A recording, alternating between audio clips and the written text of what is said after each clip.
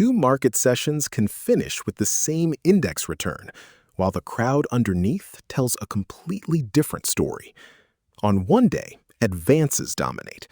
On the other, a few large names carry the headline, while most listings decline.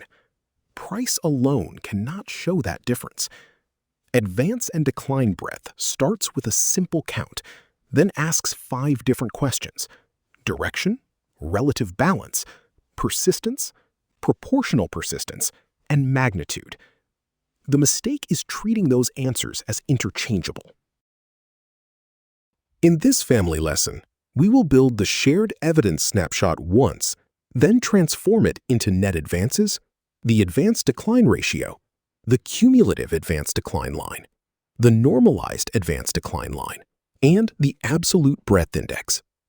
We will keep the implementation intentionally basic, then compare every method side by side so you can choose the right one for the question. Each complete article is linked in the video description. On the fintechbuilder.com, those articles go deeper into the data contract, edge cases, source code, examples, and interactive playgrounds. Every formula in this family depends on the same trustworthy snapshot.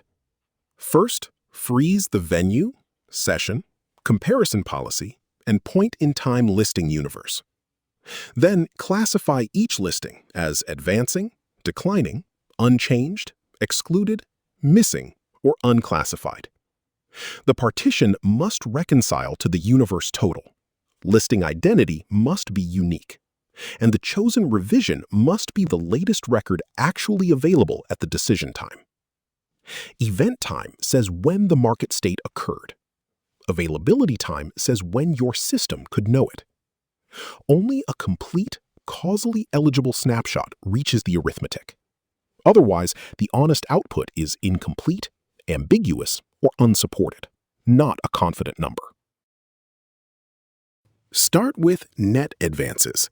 Subtract declines from advances. With 60 advancing issues and 30 declining issues, net advances is plus 30.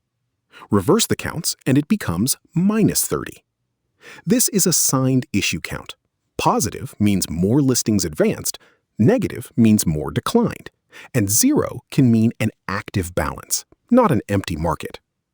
Net advances is direct and easy to accumulate, but it remains sensitive to the size of the mover population.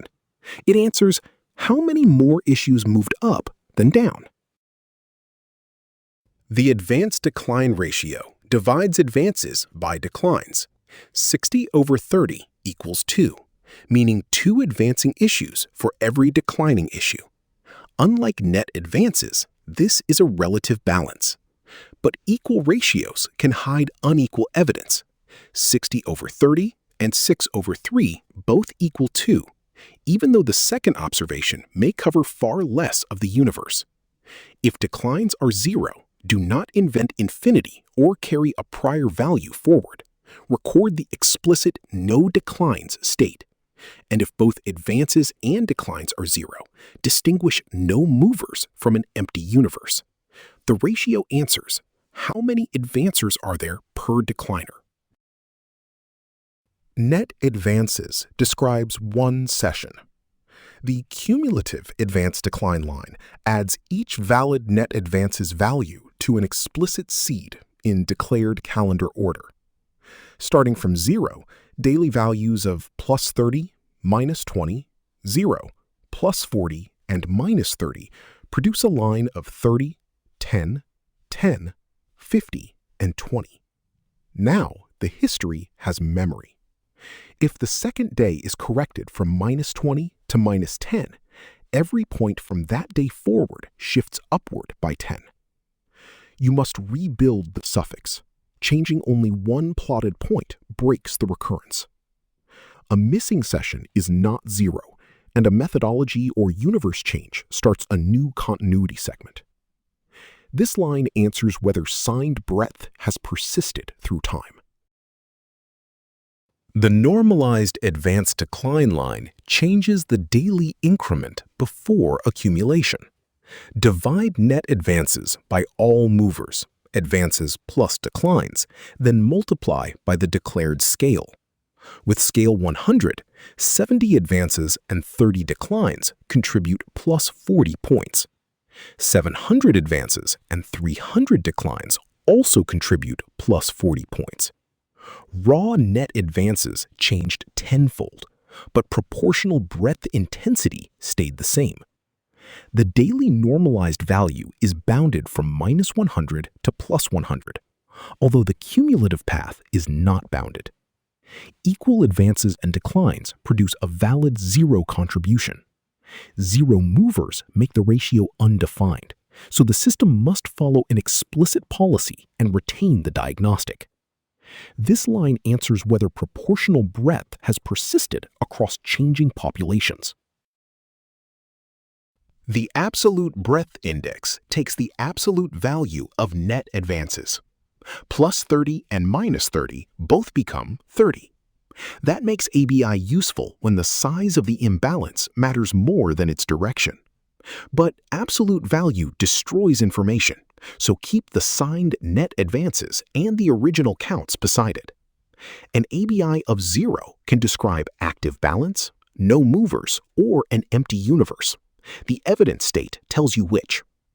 ABI is a raw issue count, not price volatility, volume, or a market turning signal. It answers how large is the participation imbalance regardless of direction. The basic implementation is deliberately small. First, reject any snapshot that has not passed the evidence gate. Then, calculate net advances once. The ratio divides advances by declines only when declines are positive. The cumulative line adds net advances to its prior state. The normalized line adds scale times net advances divided by movers, only when movers are positive. ABI is the absolute value of net advances. That is the arithmetic core, not the complete production contract.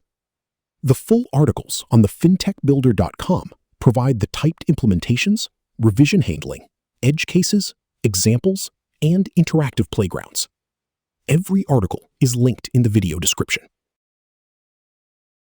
Now compare the 5 methods. Net advances is a signed issue count for one session. It keeps direction, has no denominator, is not stateful, and changes with population size. The advance decline ratio is advancers per decliner. It keeps relative direction, is not stateful, and needs an explicit zero decline state. The cumulative advance decline line adds signed counts through time. It keeps direction, is stateful, remains population sensitive, and corrections rebuild the suffix. The normalized advance decline line accumulates net advances divided by movers. It keeps proportional direction, is stateful, improves scale comparability, and needs a zero mover policy. The absolute breadth index is the magnitude of the signed count. It is not stateful, stays population sensitive, and deliberately removes direction. So choose the output by the question: count, relative balance, raw persistence, proportional persistence, or directionless magnitude. The family is now one coherent toolkit. Begin with a stable universe, a reconciled partition, causal clocks, and a unique revision. Then select the transformation that matches the analytical question. Keep coverage, original counts, policy identity, and evidence state beside every output, because a clean formula cannot repair weak inputs. None of these measures is a forecast by itself. For the complete derivations, implementation details, edge cases, worked examples, and guided playgrounds, open the 5 FinTech Builder articles linked in the video description. Continue with all 5 advanced decline breadth articles, source code, examples, and interactive playgrounds at thefintechbuilder.com. Every article link is in the video description.